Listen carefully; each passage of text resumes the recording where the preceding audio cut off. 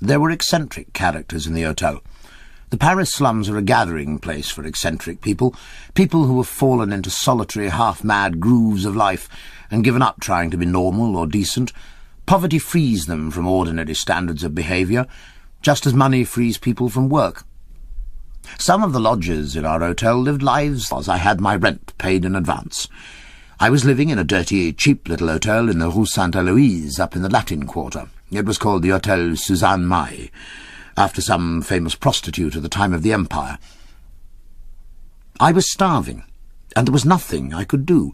I couldn't even go to the cafes where the hotel proprietors come to engage waiters, because I hadn't the price of a drink. All I could do was to lie in bed getting weaker and weaker and watching the bugs running about the ceiling. I don't want to go through that again, I can tell you. In the afternoon of the 5th day, I went half mad. At least, that's how it seems to me now. There was an old faded print of a woman's head hanging on the wall of my room, and I took to wondering who it could be. And after about an hour I realised that it must be Sainte Héloïse, who was the patron saint of the quarter.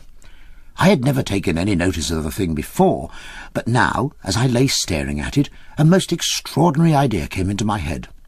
"Écoute, mon cher," I said to myself, "you'll be starving to death if this goes on much longer. You've got to do something. Why not try a prayer to Sainte Héloïse? Go down on your knees and ask her to send you some money. After all, it can't do any harm. Try it." Mad, eh? Still, a man will do anything when he's hungry. Besides, as I said, it couldn't do any harm. I got out of bed and began praying. I said, "Dear Sainte Héloïse, if you exist, please send me some money. I don't ask for much. Just enough to buy some bread and a bottle of wine and get my strength back. 3 or 4 francs would do. You don't know how grateful I'll be, Sainte Héloïse, if you help me this once. And be sure if you send me anything, the first thing I'll do will be to go and burn a candle for you at your church down the street. Amen." I put in that about the candle because I'd heard that saints like having candles burnt in their honour. I meant to keep my promise, of course, but I'm an atheist, and I didn't really believe that anything would come of it. Well, I got into bed again, and 5 minutes later there came a bang at the door. It was a girl called Maria, a big, fat peasant girl who lived at our hotel. She was a very stupid girl, but a good sort, and I didn't much care for her to see me in the state I was in. She cried out at the sight of me. "Nom de Dieu," she said, "what's the matter with you? What are you doing in bed at this time of day? Quelle mine que tu as! You look more like a corpse than a man." Probably I did look a sight. I'd been 5 days without food, most of the time in bed, and it was 3 days since I'd had a wash or a shave. The room was a regular pigsty, too. "What's the matter?" said Maria again. "The matter?" I said. "Jesus Christ, I'm starving. I haven't eaten for 5 days, that's what's the matter." Maria was horrified. "Not eaten for 5 days?" she said. "But why? Haven't you any money, then?" "Money?" I said. "Do you suppose I should be starving if I had money? I've got just 5 sous in the world, and I've pawned everything. Look round the room and see if there's anything more I can sell or pawn. If you can find anything that will fetch 50 centimes, you're cleverer than I am." Maria began looking round the room. She poked here and there among a lot of rubbish that was lying about, and then suddenly she got quite excited. Her great thick mouth fell open with astonishment. "You idiot!" she cried out. "Imbecile! What's this, then?" I saw that she had picked up an empty oil bidon that had been lying in the corner. I had bought it weeks before for an oil lamp I had before I sold my things. "That," I said. "That's an oil bidon. What about it?" "Imbecile! Didn't you pay 3 francs 50 deposit on it?" Now, of course, I had paid the 3 francs 50. They always make you pay a deposit on the bidon, and you get it back when the bidon is returned, but I'd forgotten all about it.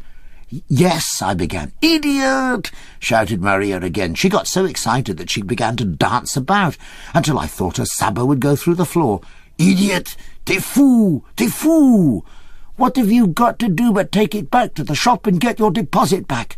Starving, with 3 francs 50 staring you in the face. Imbecile!"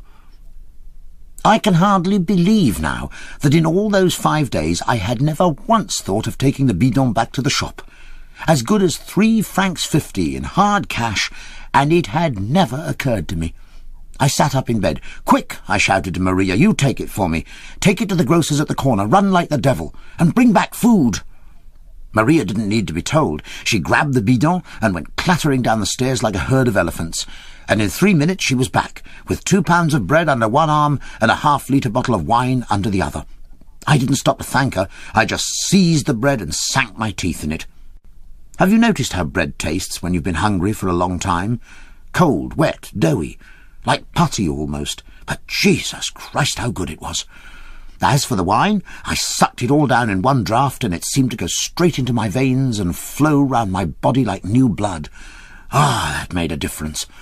I wolfed the whole 2 pounds of bread without stopping to take breath. Maria stood with her hands on her hips watching me eat. "Well, you feel better, eh?" she said when I'd finished. "Better," I said. "I feel perfect. I'm not the same man as I was 5 minutes ago. There's only one thing in the world I need now. A cigarette." Maria put her hand in her apron pocket. "You can't have it," she said. "I've no money. This is all I had left out of your 3 francs 50. 7 sous. It's no good. The cheapest cigarettes are 12 sous a packet."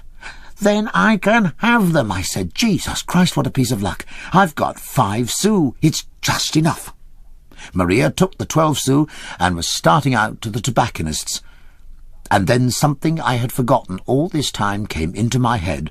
There was that cursed Sainte Eloise. I had promised her a candle if she sent me money. And really, who could say that the prayer hadn't come true? 3 or 4 francs, I'd said, and the next moment along came 3 francs 50. There was no getting away from it. I should have to spend my 12 sous on a candle. I called Maria back. "It's no use," I said. "There is Sainte Eloise. I have promised her a candle. The 12 sous will have to go on that. Silly, isn't it? I can't have my cigarettes after all." "Sainte Eloise?" said Maria. "What about Sainte Eloise?" "I prayed to her for money and promised her a candle," I said. "She answered the prayer. At any rate, the money turned up. I shall have to buy that candle. It's a nuisance, but it seems to me I must keep my promise." "But what put Sainte Eloise into your head?" said Maria. "It was her picture," I said, and I explained the whole thing. "There she is, you see," I said, and I pointed to the picture on the wall.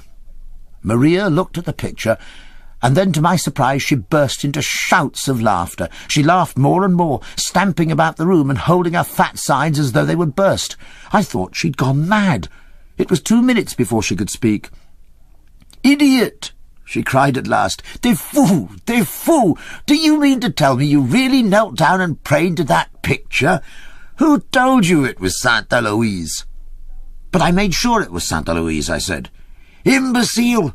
It isn't Sainte Eloise at all. Who do you think it is?" "Who?" I said. "It's Suzanne May, the woman this hotel is called after."